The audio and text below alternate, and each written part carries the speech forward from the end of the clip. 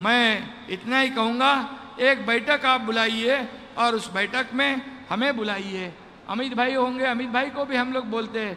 आदरणीय प्रधानमंत्री जी से भी हम गुजारिश करेंगे की हमारे आमच्या शेतकऱ्यांच्या सोयाबीन कापसाला चांगला भाव मिळाला पाहिजे आणि या शेतकऱ्यांचं कल्याण झालं पाहिजे। आणि आज या ठिकाणी आपण धनंजय 5,000 रुपये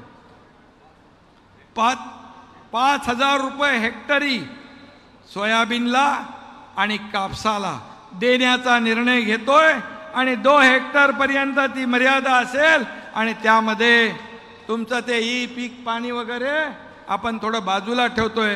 7/12 वर ज्याची नोंद आहे सोयाबीन कापसाची त्याला हे पैसे देण्याचा निर्णय आपण आज घेतोय।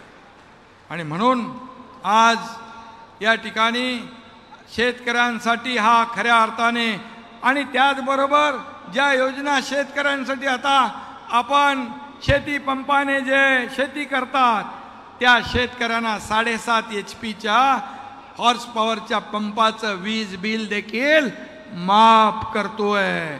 आणि म्हणून ते बिल माफ करत असताना विरोधक म्हणतात मागचं काय, पुढचं घेणार नाही तर मागचं काय घेणार, बरोबर ना? पुढचं येणारं बिल आम्ही घेत नाही तर मागचं काय घेणार। आणि म्हणून तुम्हाला एवढंच सांगतो, तुमच्याकडून आता या शेती पंपाने शेती करणाऱ्या शेतकऱ्यांकडून 1ही रुपया वीज बिलाचा घेतला जाणार नाही, हे सरकारने ठरवलेलं आहे। आणि त्याचबरोबर सोलर आज दिवसा मगाशी देवेंद्रजींनी सांगितलं दिवसा आपल्याला वीज पाहिजे, ही देण्यासाठी सोलर आपण जे सौर ऊर्जेवर आपण पंप चालले पाहिजे, इकडे आपण चाललेलो आहे।